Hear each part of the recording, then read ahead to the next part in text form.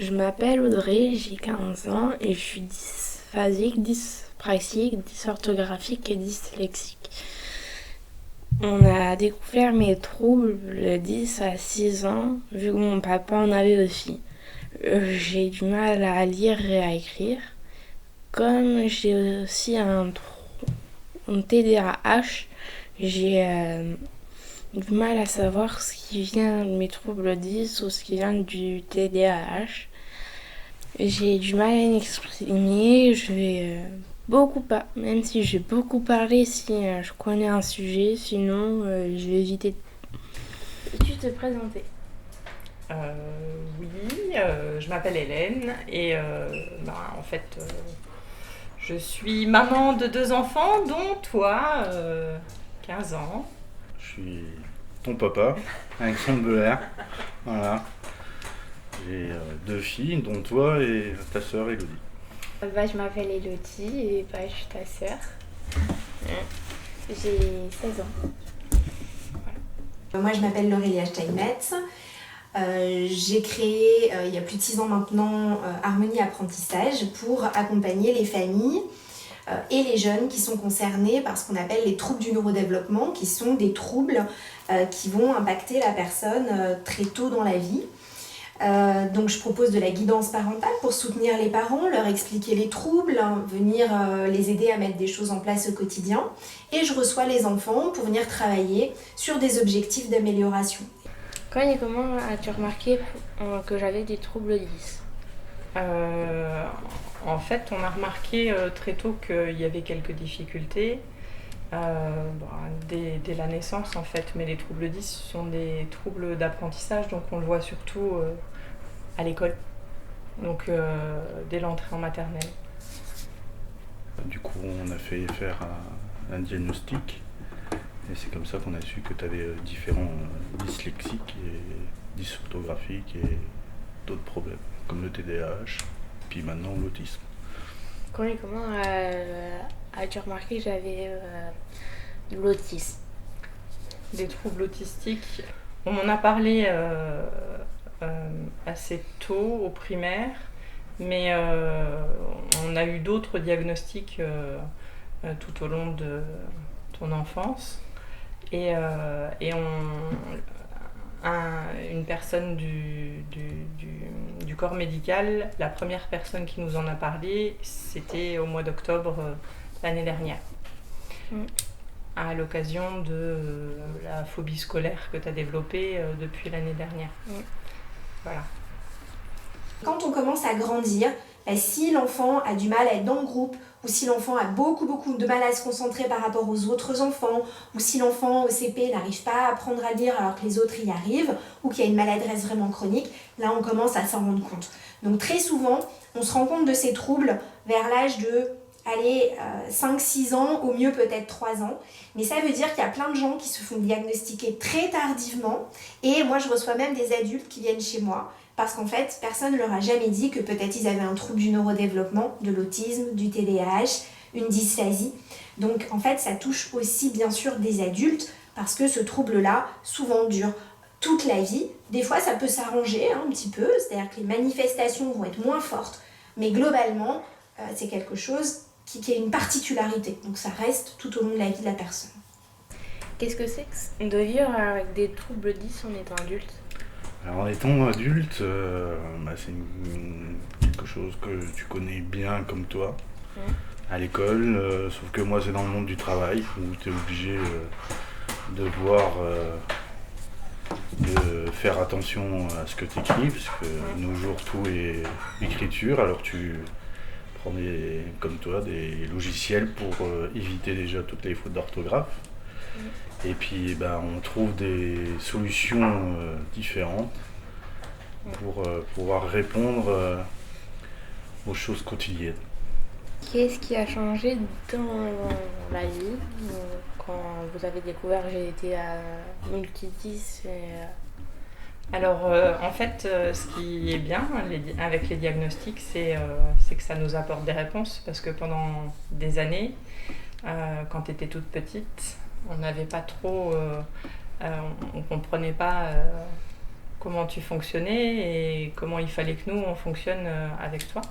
Donc, ce que ça a changé? Ça a changé en positif de savoir, dans un premier temps, que tu avais des troubles de l'attention, ensuite les troubles 10, c'est-à-dire dysphasie, dyslexie, enfin tout ce qui est apprentissage. On a pu mettre en place des adaptations. On a fait une demande à la maison départementale du handicap, à la MDPH, pour pouvoir avoir des adaptations à l'école, un ordinateur, un AESH, et puis des adaptations qu'on demande à mettre en application par les enseignants.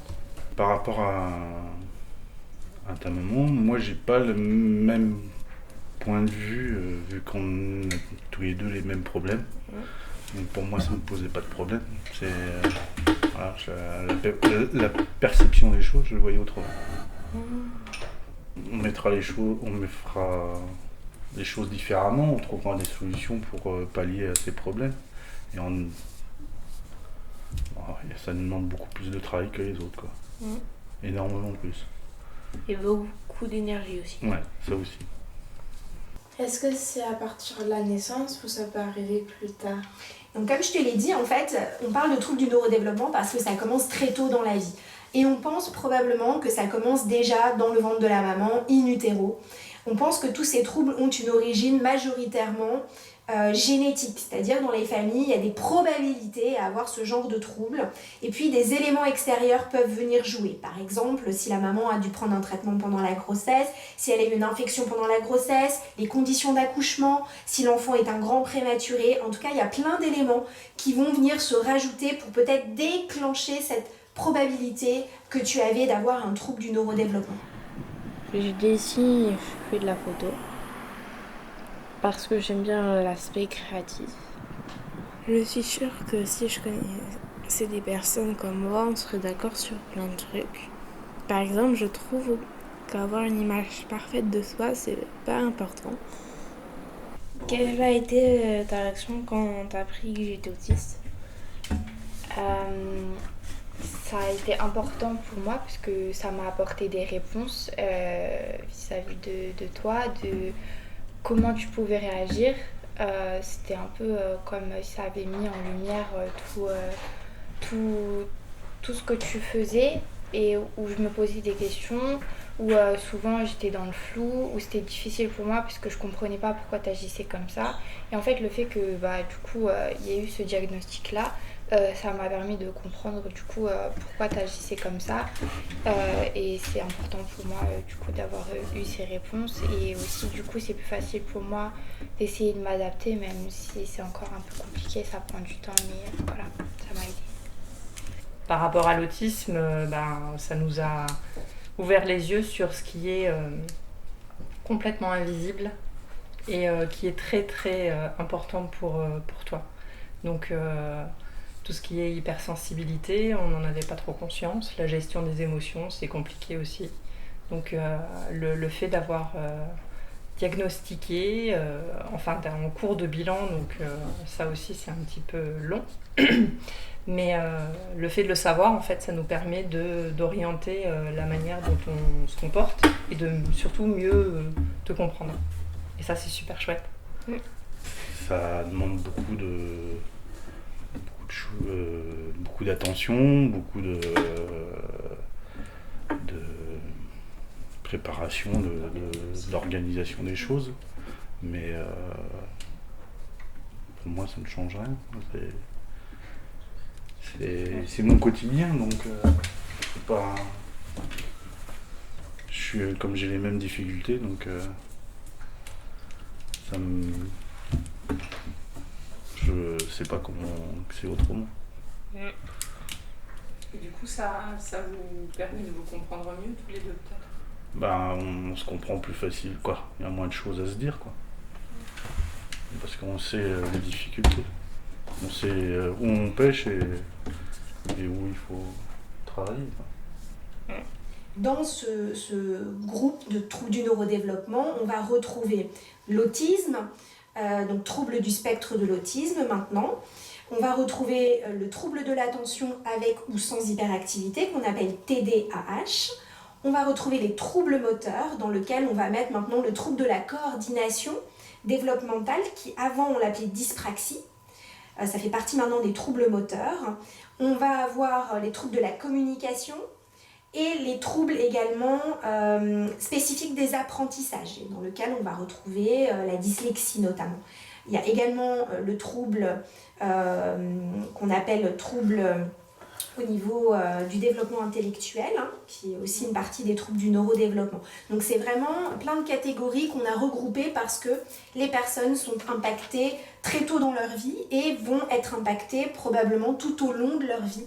Moi j'ai une question, Audrey. Est-ce que toi tu as l'impression que papa, il a plus de facilité à te comprendre que moi ? Sans jugement, voilà. Ça dépend des trucs. Ça dépend, oui. Ouais.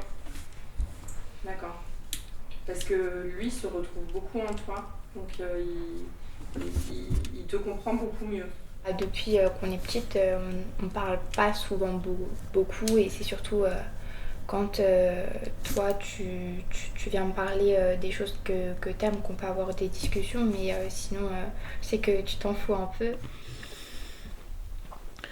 Je suis hyper active, surtout chez moi, mais en dehors, on n'a pas l'impression que je suis hyper active. Je pense à plein de trucs aussi bien le jour que la nuit. J'arrive pas beaucoup à me concentrer, j'ai mis beaucoup de temps à m'endormir. C'est assez contraignant et compliqué parce que le système scolaire et le système français particulièrement est pas très adapté. Tu t'en rends compte toi tous les jours. Donc ça demande beaucoup d'énergie. Les gens manquent beaucoup d'informations. Donc il y a beaucoup d'a priori qui circulent et c'est un peu clivant. Mais je trouve que c'est super enrichissant. Vraiment. Vraiment, ça ouvre sur les différences et c'est vraiment très intéressant. Est-ce que tu as déjà ressenti des injustices entre nous deux Je dirais pas injustice, mais c'est vrai que quand j'étais petite, j'étais assez jalouse parce que du coup, maman et papa ils s'occupaient beaucoup de toi. Du coup, c'est vrai que je me sentais un peu mise à l'écart, je faisais beaucoup de comparaisons. Et du coup voilà, mais ils ont toujours essayé de faire autant pour toi que pour moi. Après voilà, c'est sûr que quand on est enfant on voit pas les choses pareilles, et justement aussi le fait que il y a eu tous ces diagnostics, ça m'a permis de comprendre que en fait t'en avais besoin plus que moi, on va dire, de l'attention. Moi je pouvais me débrouiller un peu plus seule. Après j'ai jamais hésité à demander de l'aide si j'en avais besoin. Voilà, mais c'est vrai que du coup j'ai compris que c'était pour t'aider toi, et donc... Est-ce que tu as des conseils à donner aux parents ? Après, oui, alors on a tout de suite, je pense que c'est parce qu'on est dans un monde où il faut rentrer dans toutes les cases pour pouvoir correspondre. Et que du coup, les cas comme nous, moi à l'école, j'ai eu la même chose que toi. On disait que j'étais mauvais élève, que je savais rien faire de mes petits doigts, que je serais toujours bête et compagnie. Et résultat des courses, je suis quand même architecte d'intérieur, donc voilà, même si j'ai repris mes études plusieurs fois. Mais du coup, les gens mettent ces enfants dans des cases en disant qu'on sait pas, on sait pas lire, on sait pas écrire, on sera bête toute notre vie. Et c'est pas le cas, c'est des handicaps qui sont invisibles, et du coup les gens sont, chez nous en France surtout, ils sont méchants et on est jugé comme des gens pas intelligents, mais c'est pas le cas. Je joue aux jeux vidéo. Comme c'est un truc qui me plaît beaucoup, j'arrive à rester concentrée très longtemps. Je parle pas beaucoup aux autres, mais j'ai des amis je remarque jamais, et si je remarque, je m'en fous, si d'autres personnes me font des remarques. Vous avez du coup des conseils à donner aux parents ou aux gens qui sont atteints adultes? La première des choses, c'est d'avoir un diagnostic parce que quand on sait de quoi on parle, c'est hyper important pour la personne. Souvent, les personnes qui ont ce genre de troubles, elles vivent des difficultés dans leur vie et du coup, elles ont un impact sur leur confiance en elles parce qu'elles ont l'impression, entre guillemets, d'être nulles parce qu'il y a plein de choses qui sont compliquées pour elles. Donc pouvoir comprendre que c'est pas que je suis nulle parce que j'arrive pas à faire telle ou telle chose, mais c'est parce que j'ai une particularité qui fait que pour moi c'est plus compliqué. Déjà ça c'est hyper important. Donc je dirais première chose, avoir un diagnostic, en sachant qu'en France c'est pas toujours facile d'avoir des diagnostics, que tout le monde n'est pas forcément formé aux troubles du neurodéveloppement et que les délais sont très très longs. Je pense qu'il faut être très ouvert, compréhensif et puis persévérant parce qu'il faut essayer de comprendre ses enfants, savoir comment ils fonctionnent et que c'est pas forcément c'est surtout pas de la mauvaise volonté et alors que souvent c'est assimilé à la fainéantise ou une mauvaise éducation, ce qui n'est pas du tout le cas. Donc il faut être ouvert et bienveillant. Une fois qu'on a le diagnostic, venir bien comprendre le trouble, se renseigner sur le trouble, essayer d'avoir des bonnes informations pour pouvoir faire des aménagements. C'est-à-dire pouvoir faire que pour la personne, on va faire des aménagements, notamment au niveau scolaire, mais aussi à la maison. Ça va quand même rendre la vie de la personne plus facile. Bien sûr, aller voir les professionnels qui prennent en charge tous ces troubles. Ça va être le neuropédiatre s'il y a besoin, ça va être l'orthophoniste, le psychomotricien, l'ergothérapeute. Donc les professionnels qui vont pouvoir mettre en place des prises en charge pour l'enfant. Je ne sais pas si j'aurais des conseils parce que moi-même je m'en sors pas encore très bien. Mais juste quand tu viens vers moi pour me parler ou quoi, j'essaye d'avoir une discussion avec toi, de t'écouter, de parler. Donc ça c'est important. Aussi d'éviter la jalousie parce que c'est pas ta faute. Et aussi quand on va dire tu réagis différemment de moi, de pas s'énerver. Même si c'est pas facile parce que du coup des fois je comprends vraiment pas. Pour moi il y a des choses qui sont évidentes, pour toi non. Et du coup t'agis pas forcément comme moi j'aurais agi. Du coup des fois j'ai tendance à pas comprendre, à m'énerver un peu. Et je pense qu'il faudrait éviter ça et essayer de se dire que en fait tu peux rien et que c'est pas de ta faute.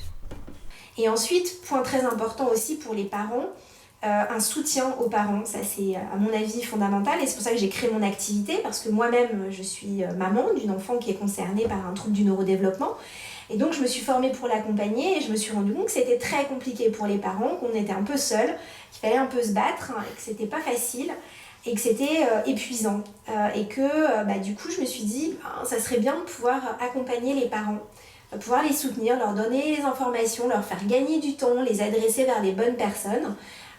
Et donc voilà, le fait de soutenir les parents pour moi c'est quelque chose de très important et très favorable aussi parce que si les parents sont épuisés et vont pas bien, du coup l'enfant forcément ce sera pas forcément plus facile pour lui. Donc il faut soutenir tout le monde.